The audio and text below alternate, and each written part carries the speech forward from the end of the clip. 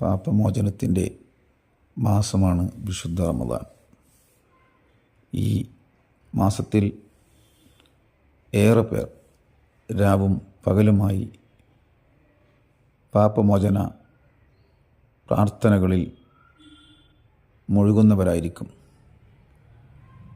പക്ഷേ നാം ശ്രദ്ധിക്കേണ്ട കാര്യം, കാക്ക തൗബ കൊണ്ട് പ്രയോജനമില്ല. കാക്ക മലിനം കൊത്തിയാൽ ചുണ്ട് തുടച്ച് വൃത്തിയാക്കുന്നത് നമുക്ക് കാണാൻ കഴിയും. കാണുന്നവർ കരുതും അതിനി ഒരിക്കലും മലിനം കൊത്തുകയില്ല എന്ന്.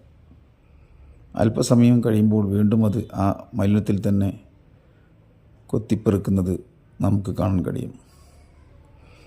ഇതുപോലെയാണ് ചില ആളുകളുടെ പാപമോചന പ്രാർത്ഥനകൾ. ഒരു ഭാഗത്ത് പാപമോചനത്തിന് വേണ്ടി പ്രാർത്ഥിക്കുകയും അതോടൊപ്പം തെറ്റുകൾ ആവർത്തിച്ചു കൊണ്ടിരിക്കുകയും ചെയ്യും. ഒരു കാര്യം നാം മനസ്സിലാക്കുക, മൂത്രം ഒഴിച്ചുകൊണ്ടിരിക്കെ വുളു ചെയ്തുകൊണ്ടിരുന്നാൽ ആ വുളു ശരിയാവുകയില്ല. തെറ്റുകളിൽ നിന്ന് മുക്തമാകാതെ, ചെയ്തുപോയ പാപങ്ങളുടെ പേരിൽ ഖേദം പ്രകടിപ്പിക്കാതെ നാം നടത്തുന്ന പാപമോചന പ്രാർത്ഥനകൾ കൊണ്ട് പ്രത്യേകിച്ച് ഫലമൊന്നും ലഭിക്കുകയില്ല.